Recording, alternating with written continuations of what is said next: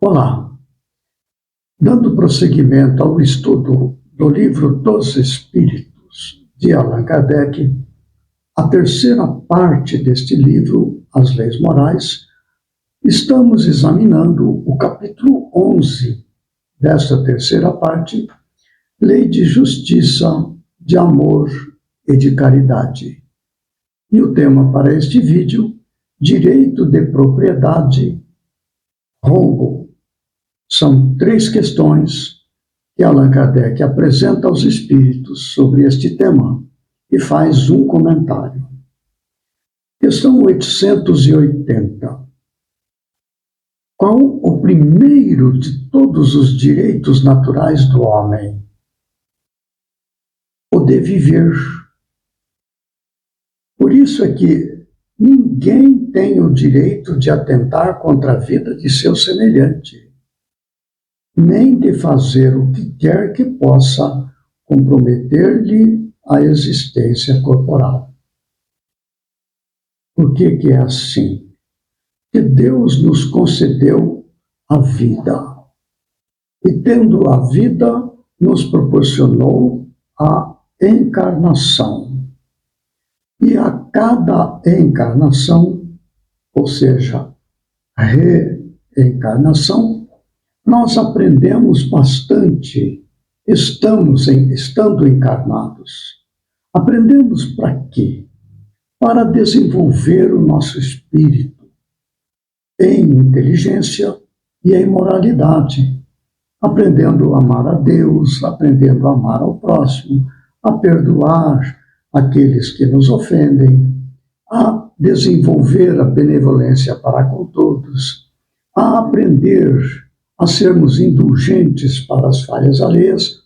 Este aprendizado que a vida encarnada nos proporciona nos conduz a avanços espirituais para estados cada vez mais bem-aventurados, até que venhamos a entrar em comunhão com Deus. Então, a aprendizagem proporcionada pela encarnação é extremamente preciosa para nossos interesses evolutivos. Por esta razão é que a questão de não matarás, que está lá nos 10 mandamentos, é tão importante. Quando nós fazemos isso, matando uma pessoa, estamos tirando desta pessoa a oportunidade preciosa de aprendizado, um aprendizado que o levará a estágios mais felizes na evolução eterna. Questão 881. O direito de viver dá ao homem o direito de acumular bens que lhe permitam repousar quando não mais possa trabalhar? Hoje em dia fala-se com clareza sobre a aposentadoria, os direitos trabalhistas, essas coisas. Mas na época de Allan Kardec, talvez esta questão ainda não estivesse presente nos serviços da comunidade humana. Mas vamos à resposta. Então, a pergunta: o direito de viver dá ao homem o direito de acumular bens que lhe permitam repousar quando não mais possa trabalhar? Resposta: dá. Dá o direito de acumular bens, mas ele deve fazê-lo em família, como a abelha, por meio de um trabalho honesto, e não como o egoísta. Há mesmo animais que lhe dão o exemplo de previdência. Esta questão de deve fazê-lo acumular bens, deve fazê-lo em família. Aqui é uma questão central para a evolução moral. Disse Jesus sobre o mandamento maior: amarás a Deus sobre todas as coisas e amar o próximo como a si mesmo.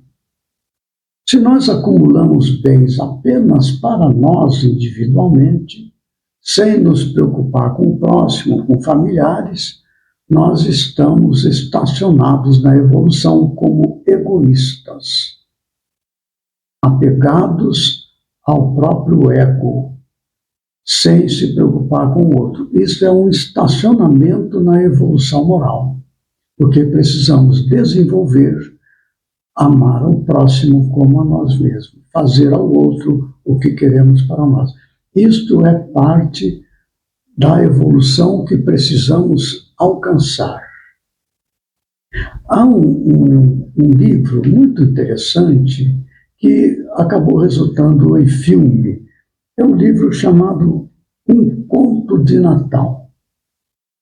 Este livro ele foi escrito por Charles Dickens no século XIX. É um livro mais importante da sua literatura como romancista. É um escritor inglês e que escreveu vários livros, entre eles este Um Conto de Natal. Scrooge, Um Conto de Natal. Fala a história desse Scrooge, que acumulava bens somente para si. E ele passou a vida inteira acumulando bens para si, sendo sovina, não querendo fazer o bem para ninguém, apenas para acumular. É um filme muito interessante. Há um questionamento, assim, muito importante sobre esta questão. Deve fazê-lo em família, como a abelha, por meio de um trabalho honesto, e não como o egoísta. Há mesmo animais que lhe dão um exemplo de previdência. Então, esta questão de trabalhar com o outro para desenvolver a fraternidade, a solidariedade, que são virtudes divinas que precisamos consolidar em nossa evolução. Questão 882. Tem o homem o direito de defender os bens que haja conseguido juntar pelo seu trabalho? Tem o direito de defender?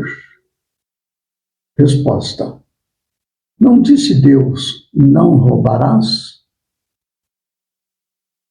E Jesus não disse, dai a César o que é de César? Então, esta resposta dos Espíritos nos leva a refletir. A pergunta: tem o homem o direito de defender os bens? Ora, se disse Deus, não roubarás, não posso permitir que roubem os bens que eu amealhei com a minha família, com o meu trabalho honesto. Sim, devo defender.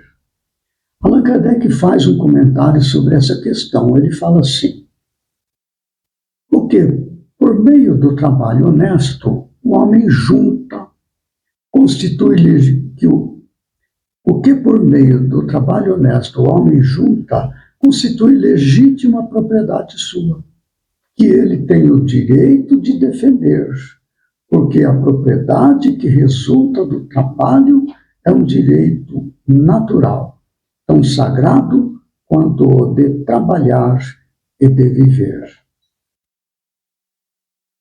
A questão de acumular bens, ele precisa ser o resultado do trabalho.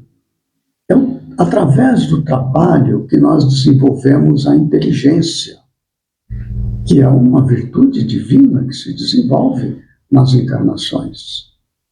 Ora, se eu preciso desenvolver a inteligência para alcançar a comunhão com Deus, não é? Então eu posso ter este incentivo de acumular bens para ter uma vida mais confortável e o direito de defender isto, porque acumulei os bens juntamente com a minha família, que usufruirão comigo destes bens, desenvolvendo os bens juntamente com a família, tem o direito de defender, porque, afinal de contas, não é direito do outro roubar.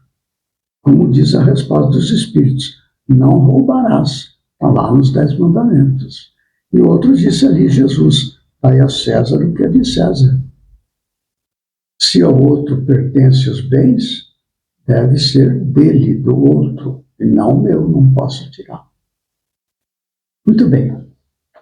No próximo vídeo, nós prosseguiremos com este mesmo assunto para concluir sobre direito de propriedade, roubo. São mais 3 questões e uma subquestão. Então, até lá, que Jesus nos ampare e fortaleça.